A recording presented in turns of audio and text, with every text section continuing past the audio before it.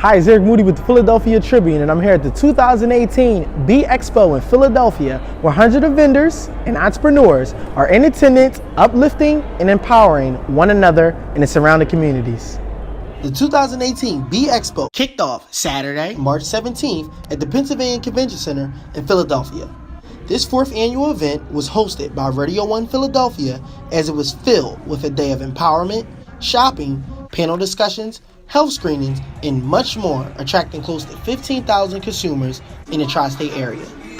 Just left the big house tour. Ain't have a girlfriend, but Such an exciting opportunity. I had a chance to open this year's 30 Under 30 breakfast. So many amazing talents in the room, people that I know, people that I'm just meeting for the first time. And it's just really a blessing to be able to be surrounded by people that are just doing dope things. Amazing opportunity to network with other African American businesses, other African American entrepreneurs. There's a lot of amazing people here in the city doing amazing things. This has been an event that I've attended annually for like years. So this is just a part of my thing to do every March, is to be at the BeExpo. This BeExpo is just about empowerment, inspiration, enlightenment, and really it's for all of us to come together in the community and find out what we all do and then support one another. And if we're not lifting each other up, then we're holding each other down.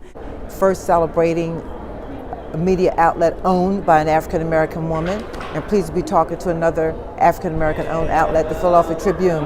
It's my second year as a panelist. I'm here actually on a panel with my former boss, State Senator Vincent Hughes, and we're going to talk about moment or movement. It is indeed a movement when you look at hashtag Black Lives Matter, when you look at hashtag Me Too, and I'm just one voice of a gazillion voices that's saying time's up when it comes to sexual harassment, when it comes to not treating women the way we should, and when it comes to not elevating young people to help them reach their fullest potential.